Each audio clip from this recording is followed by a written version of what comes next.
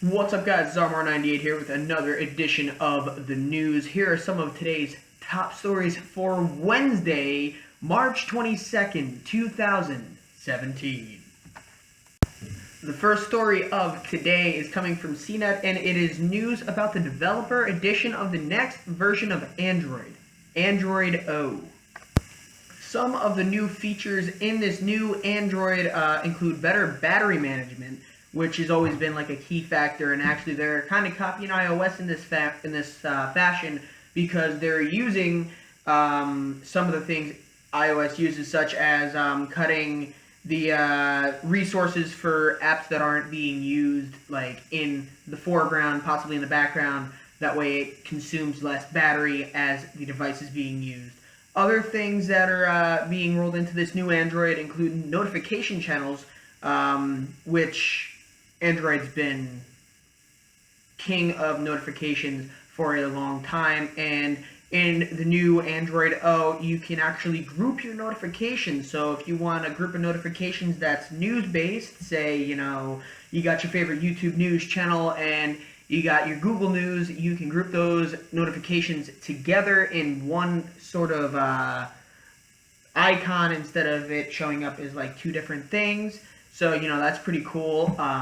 There's also shortcuts that are going to be on the lock screen. So say you want to get to Spotify and you don't want to unlock the phone because, people like to get in your phone and do miscellaneous things. You can add that shortcut to the lock screen. How cool is that? Also, they're looking to make the autofill feature, which I personally don't really use, but a lot of people do use a lot. They're looking to make it system-wide, so if you use it in one app, you can use the same information and put it into another app. So that's looking really useful. Also in the news today, news on the Samsung Galaxy S8 coming from The Verge. The S8 is marking the first change in design language since the S6, which, as you all know, I have. I like the phone very much, but I can't wait to get a new phone. Coming up on my 2 years, so I'm kind of looking forward to how the S8 is coming out. And I mean, it's been a few rough months for Samsung smartphones after the whole battery scandal that ruined the Galaxy Note 7. And the S8 will be the first major phone release since the ill-fated Note 7, along with the usual pressures of releasing a new flagship in this increasingly competitive market of smartphones, with Huawei making its mark in the U.S. market, with Apple continuing to innovate and push out better phones. It's just becoming more and more competitive, especially with all the phones out there today. Samsung really has to come out from the smoke that the Note 7 really just blew up everywhere, for lack of a better term. But there have been a few leaks with pictures, videos. There will be two sizes of the phone. There will be an S8 and a larger S8 Plus version. So the regular S8 will have the 5.7-inch display, and the S8 Plus will have a monstrous 6.2-inch display, which is huge on a phone. It's like Note 7 size screen and a little bigger than what the normal phone would be. And they're both expected to have edge-to-edge curved displays, which I think looks really good, and Samsung has really done a good job over the last few years, really refining that design from the S6 and really just making it look beautiful. It will also have a new bezel-less display, which basically it's just going to have a little bar at the top and the bottom where it's got that Samsung logo, and then it's got all your cameras and the speaker for you to hear from the phone. And it's not going to have any buttons on the screen like the regular S6 does, right there. You're going to have software buttons, so I don't know how well that's going to work if the software freezes up, but smart move on their part, because it does help make the display a little more water resistant in the case of you clicking the button if it's submerged in water. So good thing there.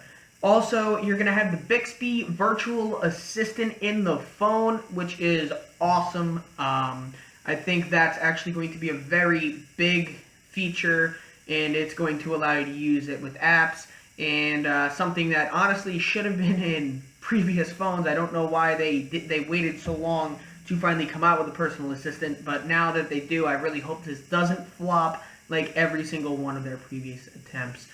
They're also going to have improved hardware. They're saying that it'll have, at least for the S8 Plus, a 12 megapixel rear camera, an 8 megapixel front facing camera, and an iris scanner in the front facing camera, which is huge. You can use your iris, your eye, to unlock the phone, which is pretty cool. And then you're going to have 64 gigs of memory standard on the phone. That's expandable through micro SD, and only 4 gigs of RAM, which I think they could have bumped that up, but you know, that's just me. The specs for the smaller S8 actually haven't leaked yet, but I'm pretty sure they'll be fairly similar to the S8 Plus, just with a smaller screen. So, you know, I doubt it's going to be much different.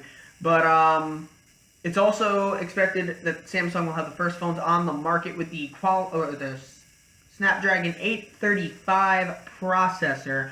Even though the company is also expected to use its own Exynos 8895 chip in some international models. And, you know, you got new colors. It's supposed to come in 3 colors: black, sky, orchid gray, and arctic silver. So, you know, expect to see more colors added to that list later on. You know, there might be a couple extras. But, yeah, that's basically all I'm going to cover on that. Alright, so we're running a little low on time here, so I'm going to wrap this up. Don't forget to like, subscribe, comment for more. Music is being worked on.